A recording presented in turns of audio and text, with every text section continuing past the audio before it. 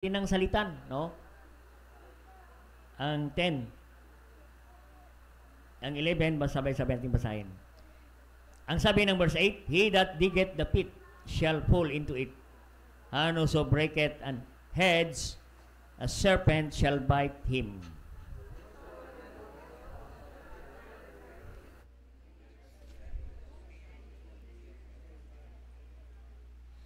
If the iron be blunt, and he do not with the edge, then must he put more strength, but wisdom is profitable to direct. Surely the serpent will bite without enchantment, and a babbler is no better. Tayo po mag-pray. Dakilang Diyos, Ama sa langit, maraming salamat muli sa pagkabasa ng inyong mga salita. Salamat, Panginoon, sa mga awiting makalangit na naganda ng aming puso. Salamat sa special number, O God. And this morning, we're going to study, O Lord, once again, your word na aming binasa, Panginoon. Help the servant, give me power and wisdom as I expound thy word, and we apply this unto wisdom. We apply this unto our lives, O God.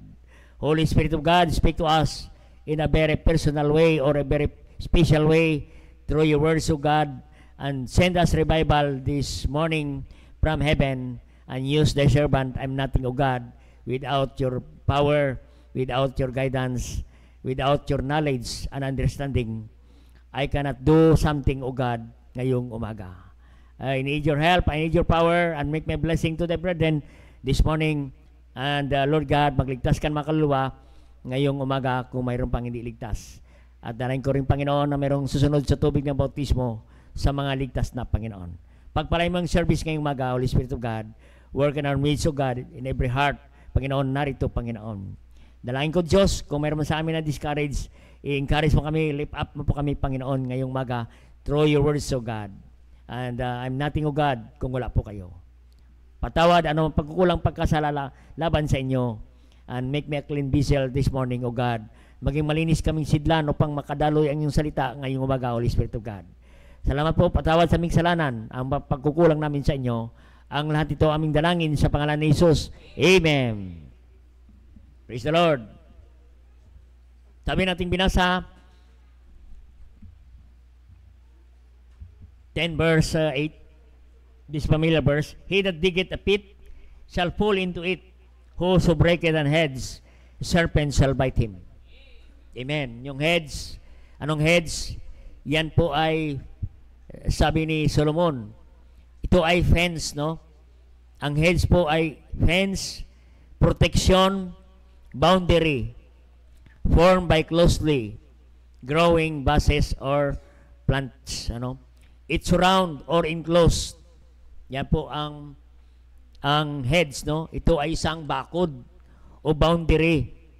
It is a limit or standard of something by conditions or exception.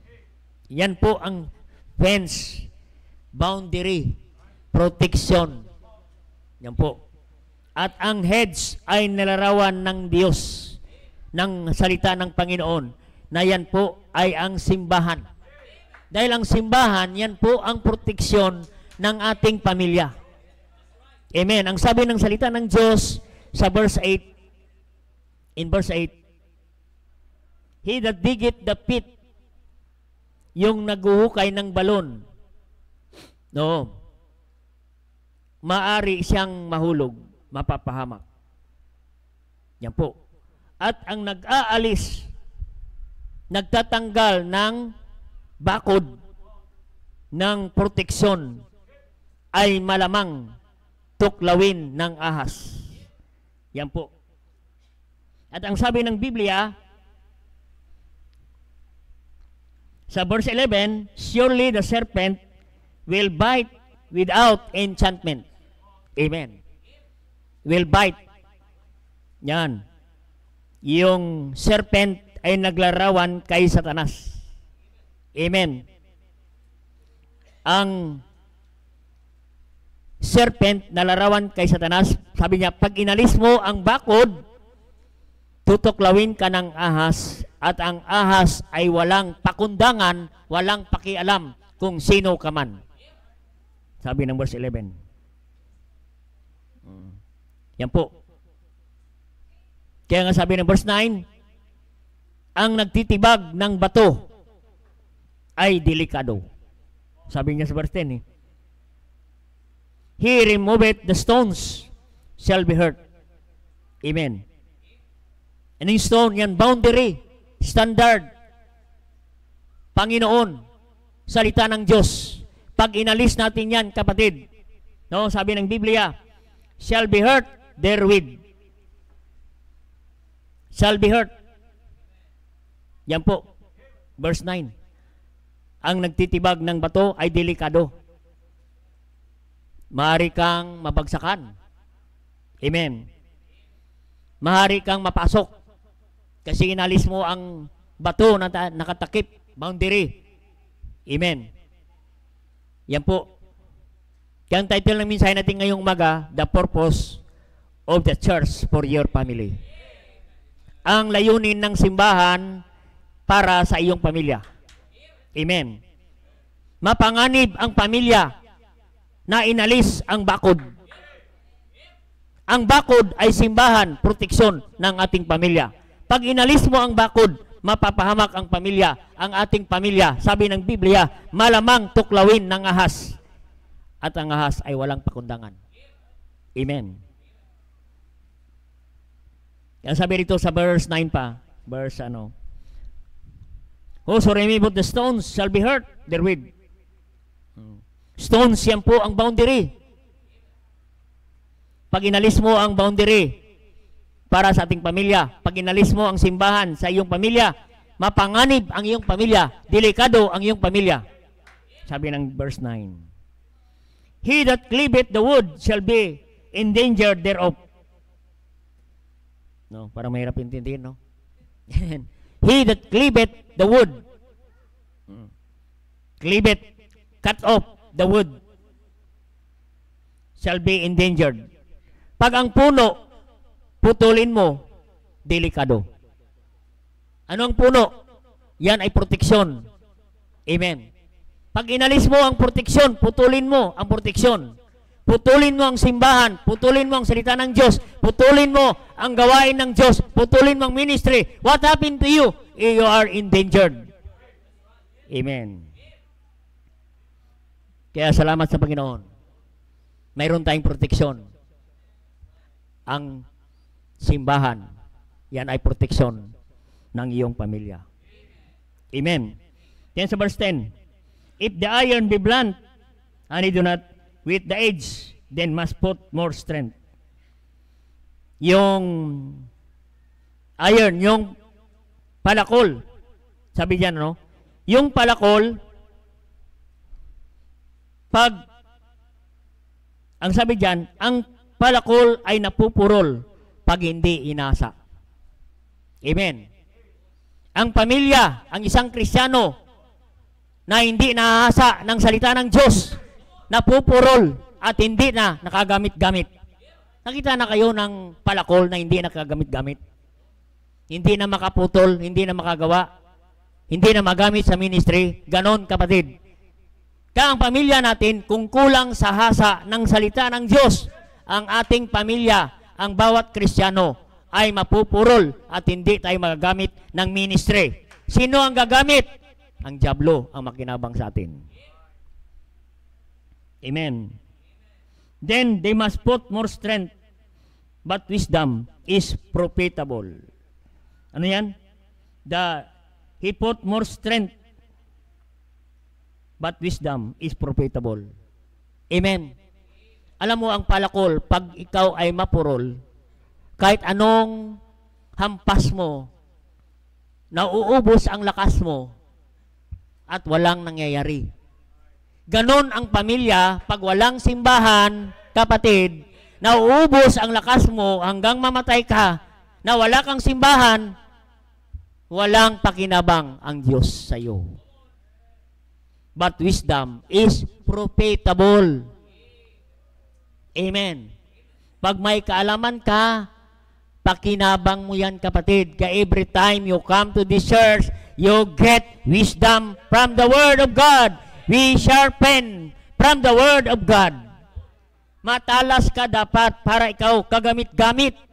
Isang tools ka ng gawain ng Diyos para ikaw magamit ng Panginoon. Amen. Yan po ang dahilan. Kaya yan ang po ang title ng mensahe natin ngayon. Ang title ng mensahe natin ngayon, The Danger of a Family Without a Church. Amen. Sabi ng Biblia, you are endangered. Pag He removeth the stone, shall be endangered. Pag inalis mo ang boundary, inalis mo ang salita ng Diyos, inalis mo ang simbahan, ang pananambahan sa iyong pamilya, sa bawat isa sa atin, you are endangered. No. Delikado. Amen. Ang ating pamilya. Yan po. Kaya nga, yan ang purpose ng simbahan. For your family. Dapat malaman natin ano ba ang purpose ng simbahan kung bakit nagtayo ang Panginoon ng kanyang simbahan sa Matthew 16 verse 18, upon this rock I will build my church and the gates of hell shall not prevail against it. Amen? Napag-usapan natin last Sunday na gates of hell. Kaya mayroong simbahan kasi may gates of hell, mayroong impyerno na pupunta ang mga tao doon. At hindi lahat ang tao ay pupunta sa langit. Matthew 7:21. Hindi lahat tumatawag sa Diyos ay makapasok sa aking kaharian. Maliwanag, amen? Matthew 7:21. Maliban na lang kung sila maligtas. Maliban na lang ang isang Kristiyano magbahagi ng salita ng Diyos at sila maligtas. Amen. Kaya malaking responsibility natin bilang Kristiyano, sa atin binigay ang Great Commission. Go ye therefore and teach all nations, baptizing them in the name of the Father, and to the Son, and to the Holy Ghost. Sa atin po, inatang bilang manampalataya. Kaya nga siya nagtayo ng simbahan. At we believe ng tinayo ng Panginoon na simbahan. No other than the Baptist Church. Amen? Because Jesus Christ was a Baptist. Bakit siya nagbaptist? Kasi he was baptized by John the Baptist. Kaya siya ay Baptist, and he built a church, Baptist Church. And he gave his great commission to Baptist Church to go ye. Ang trabaho ng kapatid, ng soul winning, ay hindi lang trabaho ng pastor, trabaho ng bawat isa na manampalataya na ikaw ay ligtas. Hindi lang dapat ikaw pupunta sa langit. Nakakalungkot naman sa isang pamilya kung ikaw na isa lang pupunta sa langit. Amen? Oo. Kaya nga sabi ng Revelation 21 verse 4, and God shall wipe away all tears from their eyes. Sa langit, iyak ka. Bakit? Ikaw lang mag-isa sa langit. Paano ang anak mo? Paano ang pamilya mo? Paano ang lola mo? Paano ang mga kapatid mo? Paano ang kaibigan mo? Paano ang biyanan mo? Pupunta sa impyerno. Amen? Kaya may simbahan. Amen? Kaya sabi ng binasa natin kanina, pag inalis mo ang bakod, ang boundary, ang protection sa iyong pamilya, the Bible says, a serpent shall bite him. Tuklawin ka ng ahas. And heads ay larawan ng church. Ito po ang protection natin. Amen? Protection. It is our boundary, the rock, the fence that close, surround, or enclose the standard. Nagpapaikot, nagpalibot, nagpo-protect ng ating pamilya ay walang iba kundi ang simbahan. Amen. Kaya sabi ng Biblia, pag inalis mo ang boundary, proteksyon, inalis mo ang simbahan sa iyong pamilya, sa iyong buhay, ang sabi ng Biblia, tutuklawin ka ng ahas at ang ahas ay walang pakundangan, kapatid, kung ano ang mangyari sa iyo. Amen. Kaya kailangan natin, yan ang purpose ng simbahan para sa ating pamilya. Kaya ang church ay protection ng ating pamilya para ang ating pamilya ay hindi mapahamak, hindi sisirain ng dyablo. Yan po ang layunin ng dyablo, John 10 verse 10. For the thief cometh not to steal, to kill, and to destroy. Yan po ang layunin ng dyablo, kapatid. Sisirain ang ating pamilya, nakawin ang ating pamilya, patayin tuluyan ng mawala. Amen? Muntik lang mawala ang microphone. Amen? Oo. Iba talaga pag diablo ang sinasaway mo. Amen? Oo. Kaya kapatid, yan po ang simbahan. Tinatag ng Diyos dito sa Imos. There are 97 barangays na dapat pa nating abutin, kapatid, na si Satanas nakaabang tuklawin, kapatid, ang syudad ng Imos. At tayo po ang inintay niyan, kapatid. At maraming pamilya, kapatid, ang tuklawin ng ahas na ito, ng ulupong na ito, kapatid. No, kaya nga, kapatid, nagtayo ang simba ng Panginoon ng simbahan. The purpose of the church for us. For what? For your family protection. Amen. Para ang pamilya mo proteksyonan ng Diyos. Yan po ang heads. Yan po ang rock, kapatid. Ito po, kapatid.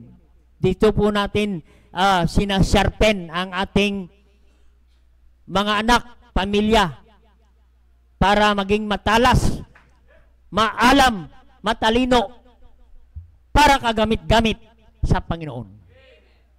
Amen. Kaya this church, the purpose of the church is for your family protection.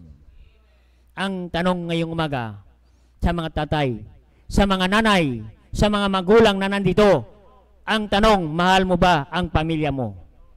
Kung mahal mo ang pamilya mo, ay kailangan proteksyonan mo ang pamilya mo para hindi masira ng diablo. Ang sabi ng Ecclesiastes chapter 10 verse 8, kung sirain mo ang heads, ang boundary, ang simbahan, ang salita ng Diyos, ang Panginoon sa iyong pamilya, sa iyong buhay, alisin mo yan, kapatid. Ang church sa iyong pamilya, kapatid. Ano ang mangyari sa ating pamilya, kapatid? Dahil wala ang church, wala kang proteksyon sa iyong pamilya.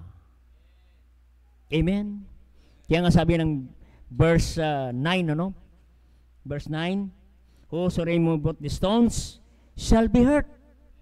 Pag inalis mo ang boundary sa iyong pamilya, inalis mo ang standard sa iyong pamilya, ang salita ng Diyos sa iyong pamilya, sabi ng Biblia, shall be hurt therewith. Masasaktan ka, iiyak ka isang araw. Iiyak ka sa anak mo, iiyak ka sa asawa mo dahil natuklaw, nasira ng diablo dahil tayo inalis natin ang simbahan. Amen? Ang boundary, proteksyon ng ating pamilya. Amen? Ang sabi diyan, in verse 9, he that leaveth the wood shall be endangered. Pag pinutol mo ang puno, delikado. Amen. Yung mangga na yan, pag pinutol mo yan, delikado. Nakita na ko ng isang tao sa probinsya na nagputol ng niyog. Pinutol niyang niyog. Nung pagkaputol ng niyog, natumba ang niyog. Tumama sa kanya. At namatay siya ng oras na yon. Dangered. Ang sabi ng Biblia, pag pinutol mo ang puno, delikado. Maaari ikaw ang mamatay o kasama ang iyong pamilya. Ibig sabihin, pag pinutol mo ang church, pinutol mo ang pagsamba, pinutol mo ang pagbabasa ng salita ng Diyos, pag pinutol mo ang paglilingkod sa Diyos, pag pinutol mo ang ministry, ang gawain ng Diyos, pag inalis mo ang Diyos sa iyong buhay, sa iyong pamilya, ano ang mangyayari? Delikado ang pamilya mo. Maaari ikaw ay mawala, maaari mamatay ka, sabi ng salita ng Diyos. Danger eh. Mawala ka tuluyan. Sabi ng salita ng Panginoon. But wisdom is profitable to direct. Wisdom. Salamat. Saan mo matagpuan ang wisdom? Sa church. To direct your family. Hindi mo kayang i-direct ang iyong pamilya na wala kang simbahan kasi walang salita ng Diyos. Dito po matagpuan ang wisdom ng Diyos. Dito po sa likod ng pulpitong ito. Every time you come to the church, you hear wisdom from God, from the Word of God. Amen. Kaya kapatid, makita natin, no? Kaya wag nating alisin ang simbahan na naging proteksyon sa ating pamilya. Amen. Pag inalis natin yan, kapatid, sabi ng Biblia, serpent will bite him. Serpent will bite your wife. The serpent will bite your husband. The serpent will bite your children. Amen? Serpent. No, mga anak natin. At ang serpent po ay matindi ang kamandag. Amen. Nakakita na ko ng isang tao na kinagat ng ahas. Sa probinsya namin, meron doon naglalagari. Nakita kayo ng tumanso, dalawa, naglalagari sila doon sa puno ng kahoy. Ginagawa nilang ano yan, yung lumber. Naglalagari yung dalawa. Biglang nahulog yung ahas sa sanga habang sila naglalagari. Kinagat yung isa. Nung kinagat, tinuklaw ng itim agad. Biglang dinala sa ospital. Hindi inabot ng ospital. Ng itim yung taong yan ang kinagat at namatay. So, hindi inabot ng 24 hours. Ganon katindi ang kamandag ng ahas. Ganon katindi ang kamandag ng dyablo. Pag natuklaw ang ating pamilya, natuklaw ang ating mga anak, natuklaw ang ating asawa, wala na pag-asa. Amen? Wala na. Kasi ang ahas matindi ang kamandag. Ang blood pala niyan namumuo. At hindi na makapasok sa heart. At ang heart hindi na makapump ng blood. At maubusan ka na ng oxygen. At mamamatay ka na. Ganon. Pag wala kang simbahan at natuklaw ka ni Satanas, mawala ka ng oxygen, and ano mangyari sa atin? Mawala ka na. Amen? Wala na tayong pakinabang. Amen? Kaya sabi ng Biblia, pag inalis mo ang hedge, which is your protection for your family, what happened to our family? The serpent will bite them. The serpent will kill him. The serpent will kill our children. The serpent will kill our wife, our husband, our family. Kaya malaga ang simbahan sa ating pamilya. Ganon ka-importante ang simbahan sa iyong pamilya. If you love your family, dapat may church ka, may protection ka sa iyong pamilya. Walang iba kundi ang church. Amen? Kaya kung mayroon ka mang priority sa iyong pamilya, ang priority mo dapat ay ang priority mo sa pamilya ay church. To protect your family from the serpent which is the devil. Anong sabi ng 1 Peter 5:8? Be sober, be vigilant, because your adversary, the devil, as a roaring lion, walketh about, seeking whom he may devour. The devil. No. Picture of serpent. Picture of the lion. Kaya nga sabi niya, be sober. Maging maalam ka. Maging wise ka sa iyong pamilya. Kung ikaw ay tatay, ikaw ay nanay, maging wise ka sa iyong pamilya. And be vigilant. Maging mapagbantay ka. Bantayan mo ang iyong pamilya.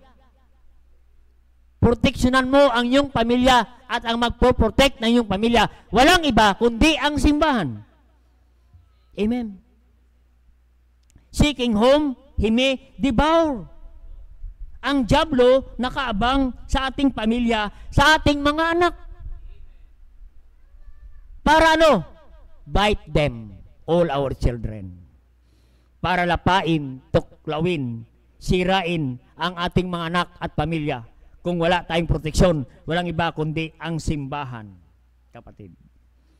Kaya nga ang pamilya na walang simbahan is a broken home. Broken home. Sira ang pamilya. Amen. Broken home. Amen. Oh. Meron nga dyan mag-asawa. 8 na yung anak. Naghiwalay pa. Bakit? Walang simbahan. Hindi nagkakasundo. Nakawalo na. Hindi pa rin nagkakasundo. Naghahanap yung lalaki ng asawa, yung babae naghahanap ng asawa din. Iba-iba na silang pamilya. Bakit nangyaring ganun? Walang simbahan. The serpent bite them. Miserable family. Broken family. Why? Walang simbahan. The serpent bite them. Amen. Ang dyablo, nakaabang yan. Sino ang abangan ng dyablo? Roaring lion, mga mahina. Mahina espiritual na pamilya. Yan ang inabangan ng dyablo. Tuklawin, sirain. Nakaabang siya. Saan niya? Unahin niya muna ang mahina. Sino mga mahina? Yung mga hindi nagsisimba, hindi nagbibigay, hindi nagmi-ministry, hindi nagsusulwining, hindi makita sa church. Yan ang inabangan ng dyablo. Yan ang mga mahinang Kristiyano. Kapag wala kang simbahan, inalis mo ang simbahan, sabi ng Biblia, hindi ka matalas. Amen. Wala kang panglaban sa dyablo. Amen. Wala kang salita ng Diyos. Pag wala kang salita ng Diyos, wala kang naririnig, manghihina ka. Kasi ang pagkikinig ng salita ng Diyos, doon tayo lumalakas. Faith cometh by hearing, and hearing by the Word of God. Kaya pag dito ka sa simbahan, listen carefully to the Word of God.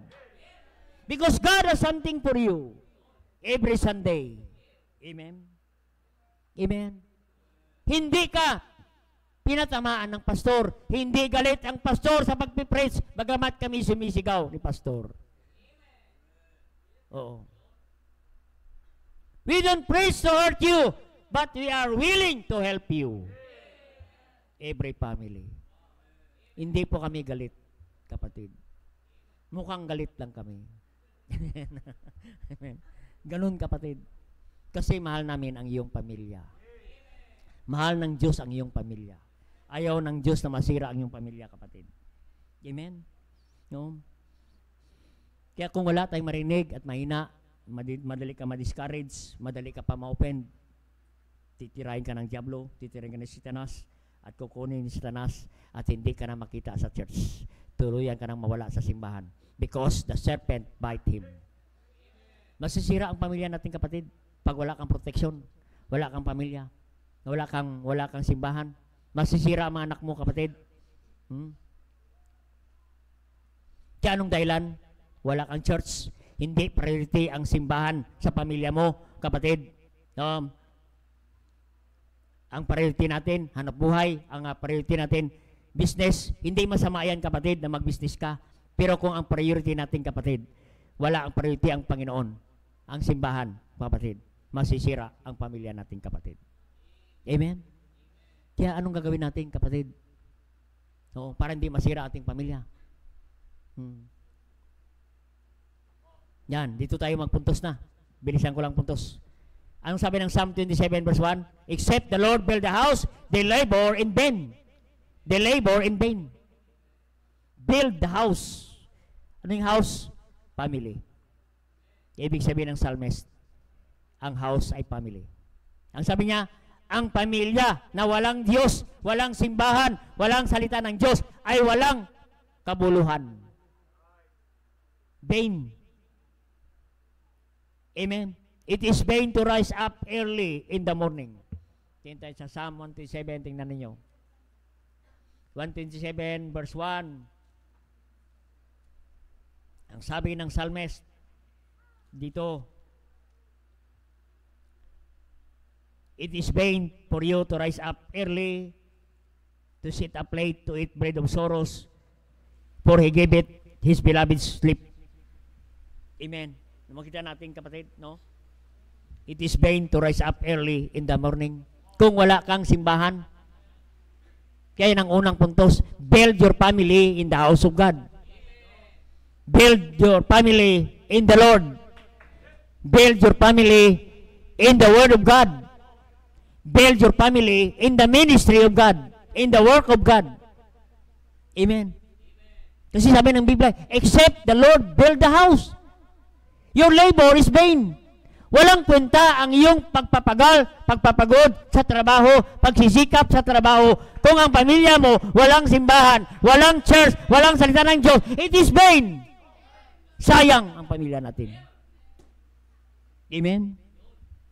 Sabi ng verse 2, kaya sayang, sabi niya, it is vain to rise up early in the morning. Mga tatay, aga pagigising, alas 5, alas 4, gigising ka na, for what? Pupunta ka sa trabaho. Amen? Mag-overtime ka, uwi mo, gabi na, umalis ka, tulog ang mga anak mo, tulog ang asawa mo, pag uwi mo, tulog pa rin sila. Amen? Tulog. Hindi kayo nag-uusap. Walang salita ng Diyos. Wala kayo sa simbahan. Amen? Uuwi sa trabaho, sit up late.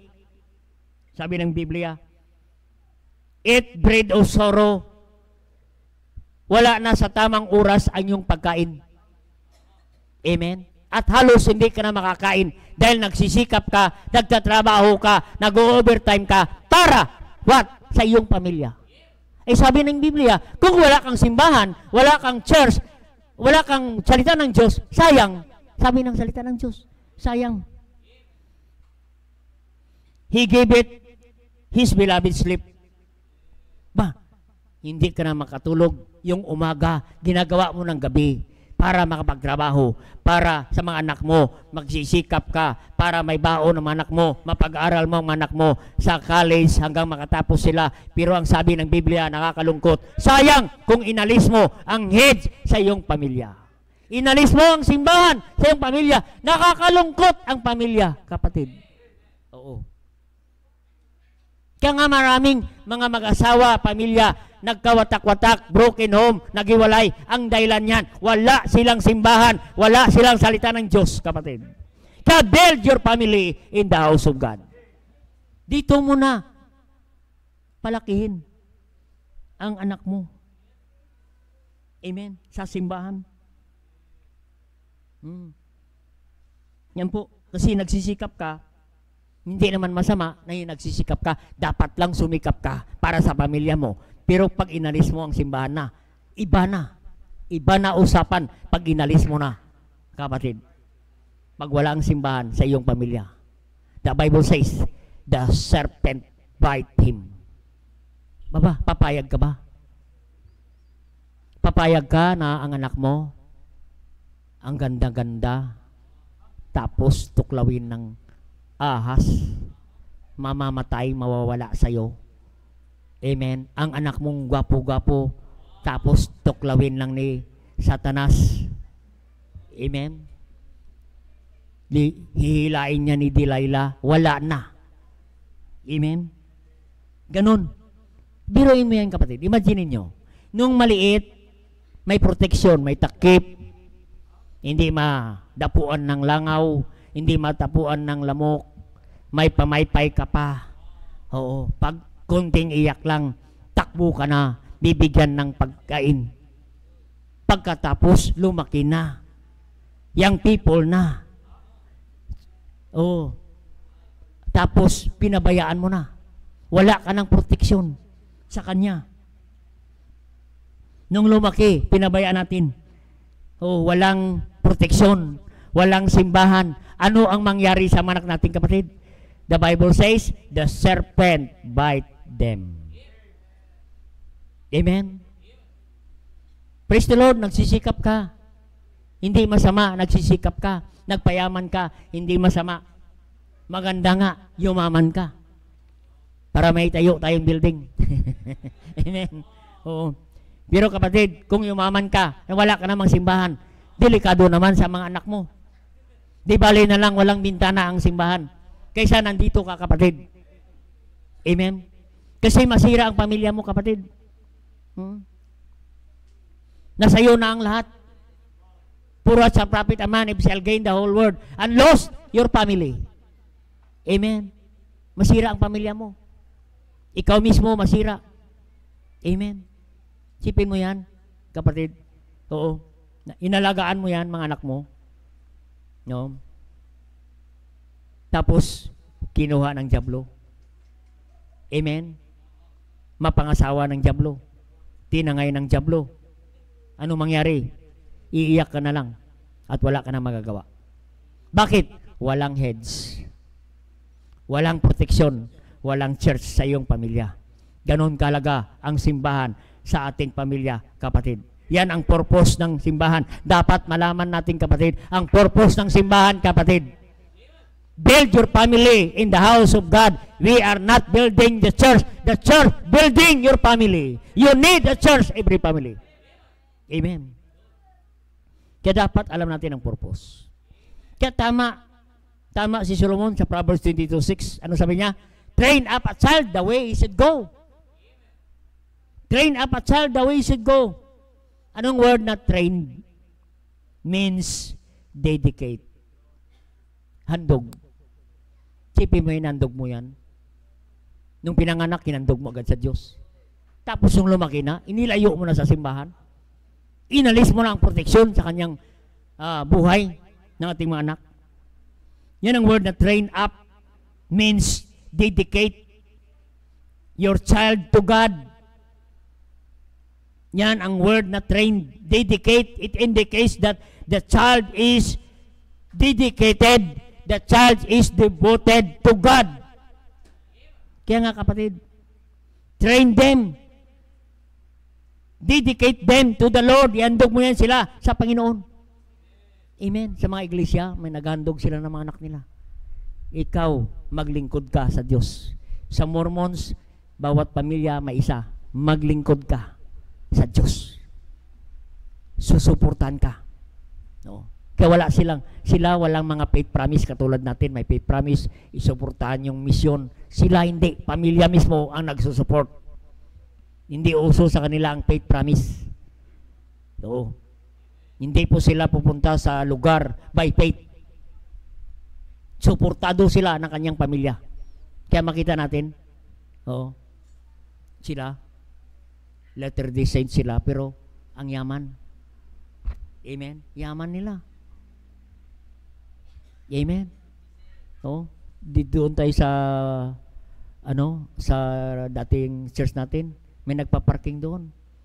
Sabi ko, sir, pwede ba sa kabila lang kayo mag-parking? Makita natin, kapatid. Katulad tayo, kapatid, dedicate to the Lord. Handog mo yan sa Panginoon. Dedicate. Like Hannah, si Hannah, naaalala si Hannah, the mother of Samuel. Hannah prayed to God. Panginoon, bigyan mo ko ng baby. Pag binigyan mo ko, Panginoon, ng baby, ibigay ko sa iyo, Panginoon. Ihandog ko sa iyo, Panginoon. Amen?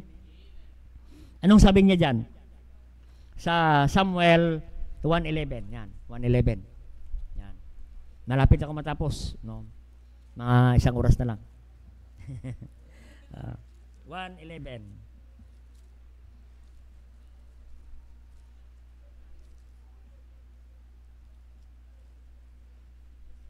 Yan ang word na train up a child. Dedicate your children to the Lord. Saan mo i-dedicate? Amen. Alam mo yung Indonesian, yung kwento ng isang Indonesian woman. Nag-offer siya ng baby sa kanang Diyos na crocodile. Every year, naghandog sila ng mga baby. Namimili sila ng malusog, maganda na baby at ipakain sa buayang Diyos nila. Amen? Ganon sila katindi. Si Hannah, nanalangin sa Diyos at sabi niya, pag binigyan mo ko, Panginoon, ng anak, ihandog ko sa iyo. Ang sabi ito, verse 11, and she bowed above and said, Lord of hosts, if thou wilt indeed look on the affliction of thine handmaid, and remember me, and forget thine handmaid, but I will give unto thine handmaid a man child, lalaking anak. then I will give him unto the Lord all the days of his life. I will give unto the Lord all the days of my life, of his life. Dapat ganun ang magulang prayer natin. Panginoon, pagbigyan mo ako ng anak, maraming anak, ihandog ko sa iyo para sa iyo buong buhay nila. I will give him unto the Lord all the days of his life. Ibigay mo sa Panginoon. So, the best. Amen? Pipiliin mo yung the best. Sa atin kasi, pag mga pasaway, ikaw, engineer ka, ikaw, accountant ka, magaling ka sa math. Doktor ka, magaling ka, matalino. Ikaw, pasaway ka, magpastor ka. Ayun, pinadala sa BSBC. Yari ang BSBC. Sumakit ang ulo. Amen? Oo. Kasi ang binibigay natin, black sheep. Amen? Ibigay natin the best. Amen? Dedicate our children to the Lord. Train up a child the way he should go. Amen? Yan po. No? Kaya nga, build your family. Train your family. Dedicate your family to the Lord. Build your house. Kapatid, build your family in the house of God. Amen. Or else the serpent bite them. Kung gusto natin ang ating pamilya maayos ang kanilang buhay, build your family in the house of the Lord. Ang sabi ng Psalm 127, except the Lord build the house, they labor in vain. Para hindi masayang ang buhay ng ating mga anak, para hindi masayang ang buhay ng ating pamilya, build your house, build your family in the house of God. Train them, dedicate them to the Lord. The way he should go. Ano yan? The way he should go. Lead them to go to church. Ikaw ang mangunguna. Dapat si tatay ang mangunguna, si nanay ang mangunguna. Dalhin natin ang mga anak nating kapatid sa Panginoon. Amen? If you love your children, lead your family to the Lord. Amen? Because the Bible says in Psalm 7 verse 3, lo, the children are heritage. Kung paano natin sila nililid sa gawain ng Diyos, ganon din ang kanilang gagawin. Amen? Ay kung hindi priority ang simbahan natin, kapatid, mga magulang, kung hindi priority ang simbahan ninyo, ang simbahan sa iyong pamilya, gagayahin niya natin mga anak, kapatid. Isang araw, hindi na rin priority ang simbahan, ang gawain ng Diyos, ang salita ng Diyos, ang pananambahan, hindi rin priority. Amen. Kaya hindi maganda ang iiwan nating heritage sa kanila. Kaya kung mayroon man tayong magandang heritage na iwan natin, lead them, build your family in the house of God. Dalhin mo sila dito. Dito mo sila ititrain. Sanayin sa pananambahan, sa gawain ng Diyos, sa gawain ng Panginoon, sa soul winning, every ministry, sanayin natin ang ating mga anak. Amen? That's the way we build our family. Oh, build our family. And bring our family in the house of God. Dalhin natin sila sa simbahan. Amen? Sanayin natin sila to go to church. No? Kaya sabi ng awitin, di ba? Bring them in, bring them in. Dalhin natin sila sa gawain ng Diyos. Praise God, nagdadala ka ng bisita every Sunday. Marami kang first-time visitor every Sunday. Pero mga kapatid, ang pinakamalaga, dalhin mo ang sarili mong anak, pamilya sa simbahan at magdala ka rin ng bisita. Not only to build your family in the house, bring your family in the house of God. Amen? Bring your family. And number 3, bond your family in the house of God. Kailangan ang pamilya may banding. Oo. Bond your family in the house of God. Anong sabi ng Psalm 122? I was glad when they said unto me, let us go into the house of the Lord. I was glad when they said unto me, let us go into the house of the Lord. Band your family. Ang pamilya dapat, ang Sunday, yan na po ang pinaka-banding ninyo, kapatid. Oo, banding ninyo. Mag-fellowship kayo. Amen. Magkain-kain naman kayo sa labas. Amen. Oo. Lagi na lang kayo sa loob. Kaya pagdating sa bahay, mga anak, ilabas ang mesa kasi doon tayo kakain sa labas. Kasi sabi ni pastor, minsan-minsan kain tayo sa labas. Kaya ilain mo muna yung mesa, dito muna tayo sa labas. Amen. Magbanding naman kayo. Amen. Mag-asawa. Oo. Nung naliligaw ka, panay libre. Oo. Kahit ayaw, pipilitin mo. Ngayon, mag-asawa na kayo, may anak na kayo. Bakit hindi ka pa nag-aaya? Amen? Band your family in the house of God. Dapat ang pamilya, let us go into the house of the Lord. Sama-sama ang bawat pamilya, mga anak. It is joy to see every family sama-sama. Sama-sama sa simbahan, sama-sama kumakain, sama-sama sa soul winning, sama-sama naglilingkod sa Diyos. Amen? Aba, nakakatakot ngayon. Ang mga gadget, it divides our family. Hindi na sabay-sabay ang pamilya kumakain. Oo. Pag kumakain, i-message mo pa. Ay, may pagkain na para dito. Mag-text ka muna. Dito na, may handa na pagkain, baba ka na. Punta ka na rito. Pagkain na. Nagtitext na. Hindi na nag-uusap. Walang banding. Amen. Dapat may banding ang pamilya. Kapatid.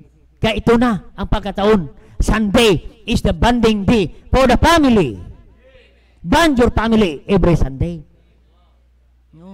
Dalhin mo sila sama-sama. Kapatid. Ang pamilya. Kaya napaganda. Amen. Yan ang pakalaga ng simbahan. Una, build your family in the house of God. Number 2, bring your family in the house of God every Sunday. Amen. Bring your family. Amen. Dalhin mo yan. Kaya nga sabi ng Hebrews 10:25, not forsaking the assembling of ourselves together as manner of some is, but exhorting one another. Amen. Yan. Anong sabi niya? Kailan tayo magsama-sama kayo? 1 Corinthians 6:2. Upon the first day of the week, let everyone lay by him in store. Lay by him in store. Hindi department store yan.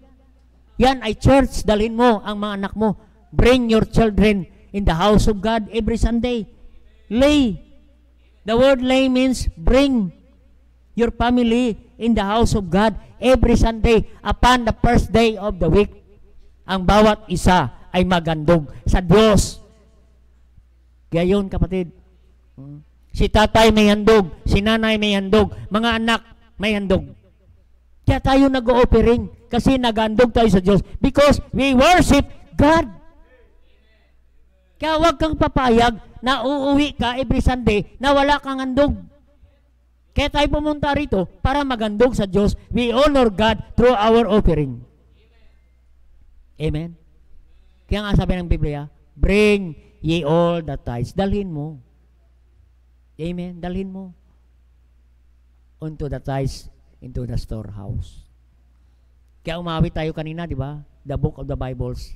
Ang pinakamuli, Malakay. Amen? Yung iba, ayaw na. Ayaw na banggitin si Malakay. Huwag kayong magalit kay Malakay. Amen? Pag kaibigan mo si Malakay, bibigyan ka ng malaki. Malaki. Oo. Sa Chinese, malatsi. Pero sa Tagalog, malaki. Oh. Pag kaibigan mo, si Malakay. No, huwag mong kalimutan si Malakay. Malaki ang tatanggapin mo sa Panginoon. Amen? Bubuksan ng Diyos. Prove me now if I will not open the windows of heaven and pour you out of blessing, there remain room to keep it. Amen? Yan po. Kaya band your family in the Lord. Ano ba? Pag i-build mo ang pamilya mo sa simbahan, ano mangyayari? And bring your family in the house of God, and band your family in the house of God. Ang pinaka number 4, ito na. Amen. Bless your family in the house of God. Siguro walang ayaw sa blessing. Amen. The Lord will bless your family in the house of God. Kung sama-sama kayo, i-build mo ang pamilya mo sa simbahan, isama-sama kayo, dalhin mo ang anak mo sa simbahan, sama-sama kayo, may fellowship na yung pamilya. At number 4, what's the result? The Lord will bless your family. Psalm 133, yan, last verse natin. Last verse. Kaisuot nyo ng sapatos kasi mag-closing prayer na. Oo. Yan, 133, Psalm 133.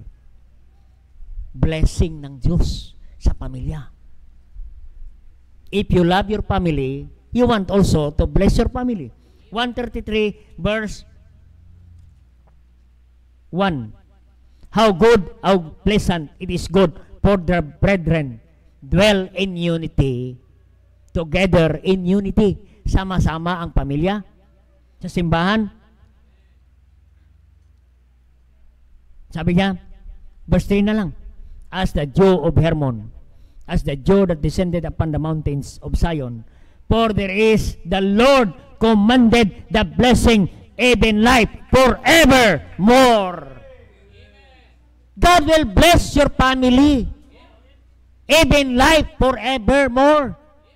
God will bless you more if you build your family in the house of God, if you bring your family in the house of God, if you band your family in the house of God, and the Lord will bless your family. The Lord will command the blessing for your family. Ba? It is joy as a pastor to see every family blessed by God, and the blessing of God is not only material things, spiritual things first, and material things, physical, material, financial will follow. Seek ye first the kingdom of God and His righteousness, and all these things shall be added unto you. The family must be the priority. The church is the priority in your family, and God will bless your family. Amen.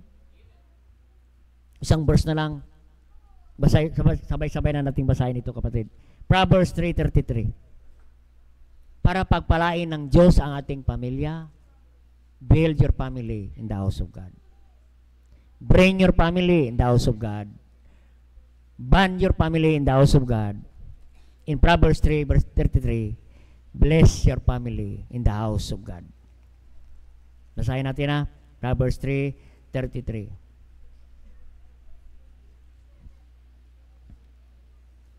Sabay-sabay natin basahin. Ready, begin. The curse of the Lord is in the house of the wicked, but He blessed the habitation of the just. Habitation means family, tahanan. Pagpalain ang tahanan. Amen. Ng tahanan, binibuild niya ang kanyang tahanan sa simbahan. Binadala niya ang kanyang anak sa simbahan. Nag-fellowship sama-sama ang mga anak, banding ang bawat pamilya. And the Lord blessed the habitation of the just. The Lord bless our family. You want to bless your family? Ito lang. Yan ang dahilan kung bakit may church. Because the Bible says, the serpent bite our family. The serpent bite our children. Amen? Yan nakakalungkot sa ating mga anak. Pag natangay na ng dyablo, wala na tayong magagawa. Kaya ngayon pa lang, i-dedicate mo na ang pamilya mo sa Panginoon. At nandito po ang altar.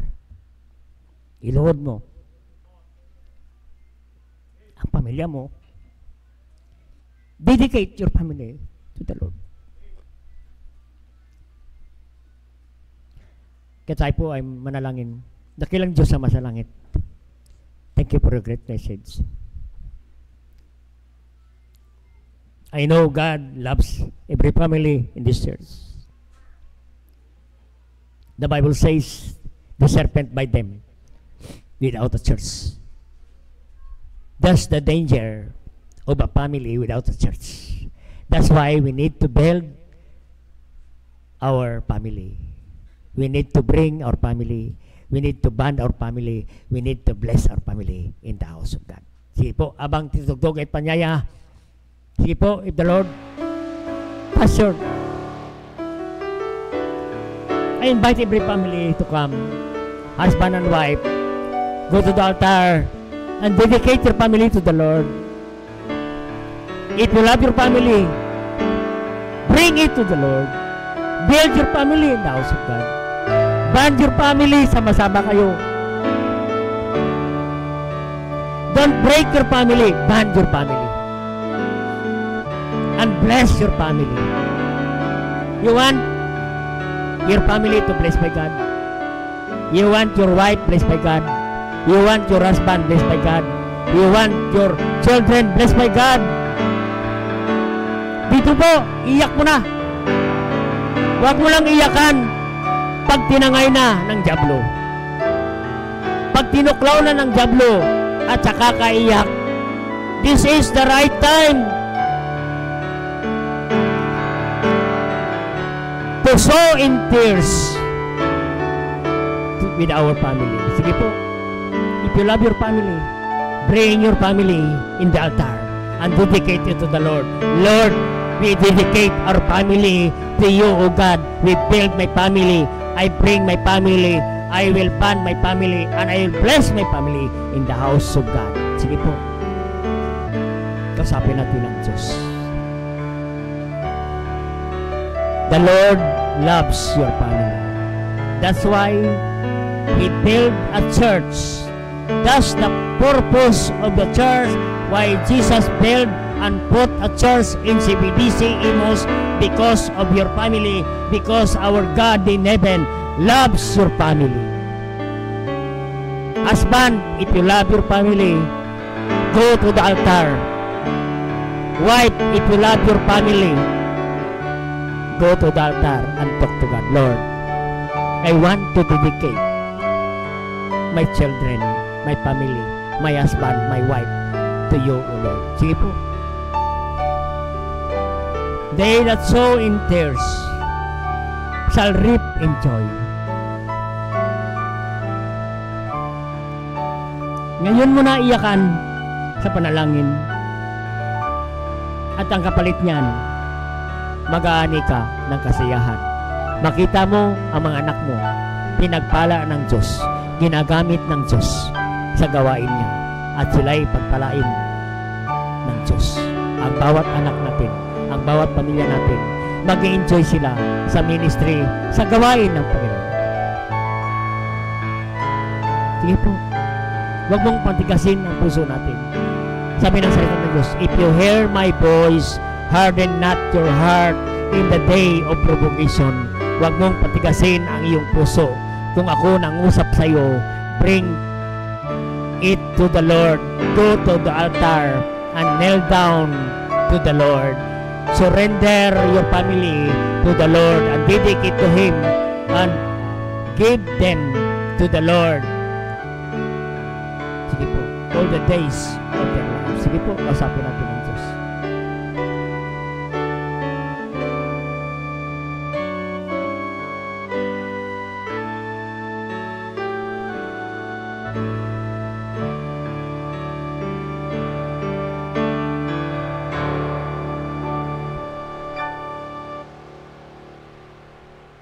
Amen. Praise the Lord. I hope you enjoy our message today. Amen. That's why the Lord built this house. He loves our family. He loves our children. Maging kaming pamilya man, kung wala kaming simbahan, I don't know the whereabouts of my children kung walang simbahan. Mga natay, mga nanay, love your family. Amen. Salamat sa Panginoon.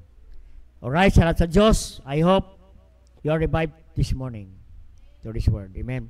At dadako po tayo sa ating handog sa Panginoon. Tawagin po natin ang ating mga usher.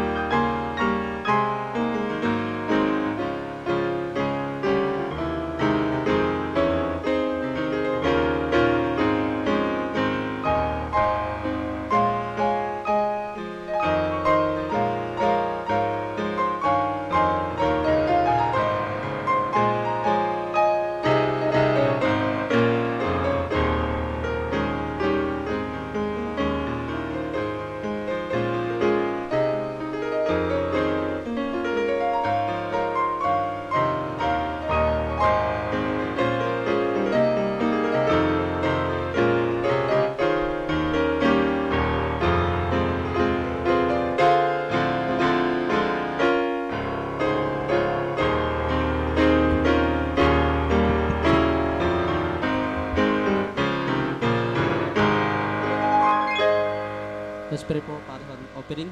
Dakila namin Diyos na makapangyarihan sa lahat. Thank you po Panginoon sa pananambahan namin sa umagang ito. Maraming salamat Panginoon sa mensahe na amin po narinig. Ganun po Panginoon sa mensahero niyo pong ginamit.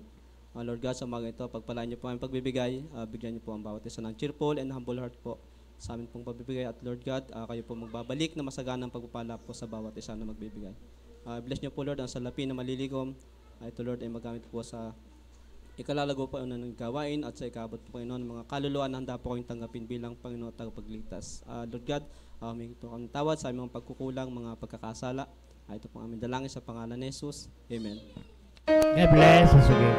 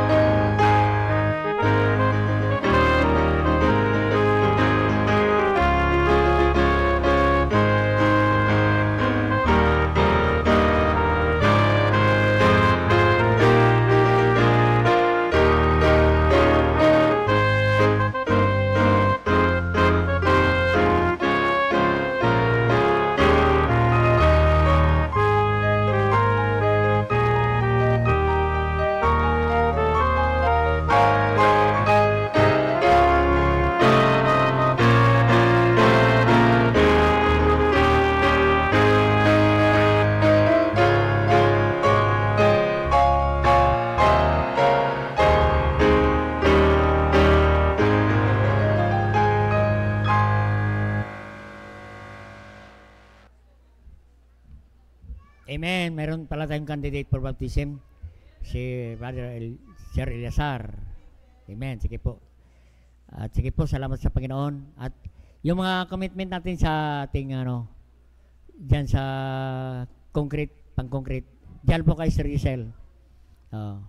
Makapag-share kayo. 100 pesos. Yun.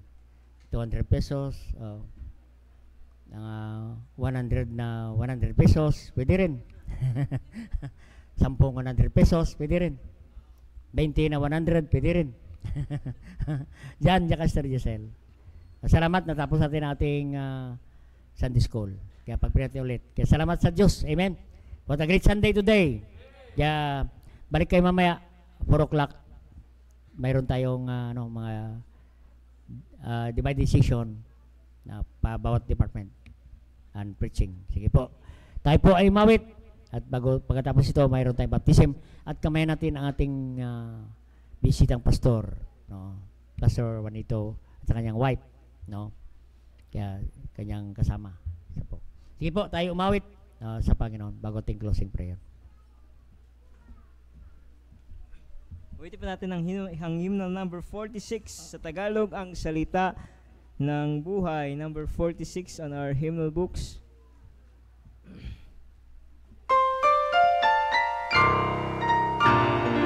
46 sa Tagalog sa salita ng buhay. On the first verse, all together say, nais kong laging marinig ang salita ng buhay at ang dasal ng galing sa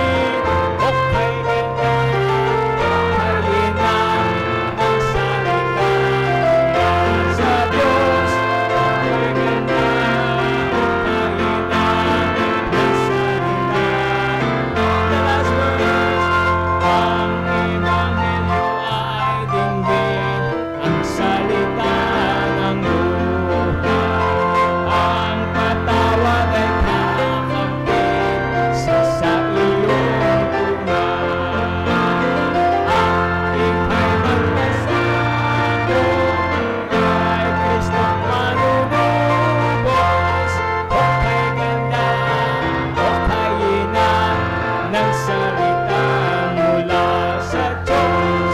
Hukay ganda, hukay inang ng salita ng Diyos.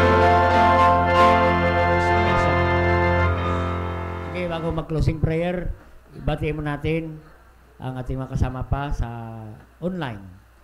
Ang aking mother, si Nanay Libring Barona from Antique. Aking kapatid, si Lilith Alvarez Barona. At saka si Rick Barona.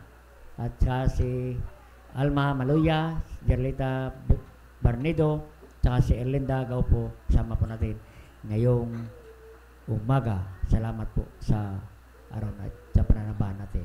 Okay, tawagin po natin ang ating mahal na pastor. Bisita natin si Pastor Bueva, si Pastor Juanito. Pakinggan natin ang panalangin ng Bisaya.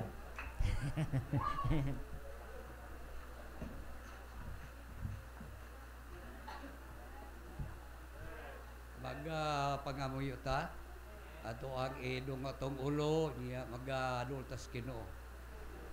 Among gamhanan og mahigugmaon nga Dios ningatak na sa kabuntagon. Nagapasalamat kami Ginoo sa iglesia nga imong gipundar sukad sa unang panahon sa ministeryo sa Ginoong Kristo. Ngangtod karon Ginoo nagapadayon nga nagmadaugon. Salamat nini mong iglesia sa Imos nga imo gigamit si Pastor Buong Barula. Iyang family o ang mga pamilya niini nga iglesia sa Imos. Salamat kayo Dios nga dunay mga katauhan nga imong gibutang sa imong iglesia aron Ginoo nga mapadayon ang imong bulaton nga magmadaugon para sa pagdaog kalag diha sa imong tiilang. Panalangin ni Ginoo kining maong iglesia. Panalangin ni ang pamilya ni Pastor Bong sa tanang pamilya nga napundar ni ini mao nga dapit nga adunay kalipay uban sa tibok panimalay. Among giampo Dios nga ikaw magatagbo sa ilang mga panginahanglan. Ikaw Ginoo maghatag kanila sa maayo nga mga dalanon sa ilang kinabuhi. Among giampo Dios karon nga buntag nga ang panalangin, ang pagpakamaayo gikan kanimo Dios pinagi sa gahom sa balaan nga espiritu. Bisan pag kini among giampo, bisan pa sa among pagpamauli sa among tagsa-tagsa kapanimalay, madala namo ang kalipay ug lungog o himaya pinaagi sa mga pulong nga imong gigamit si Pastor Buong karon sa paglig-on sa pamilya niining mga iglesia. Among giampo ang tanang panalangin ug lungog himaya sa pangalan ni Ginoong Hesus. Amen. Amen. Salamat, nakarinig kayo ng speaking in tongue. Kamayan is Pastor, kanyang may bahay, kanyang kasama. Sige, kung gusto niyo magpapirma ng Bible, sige, papirma kayo kay Pastor.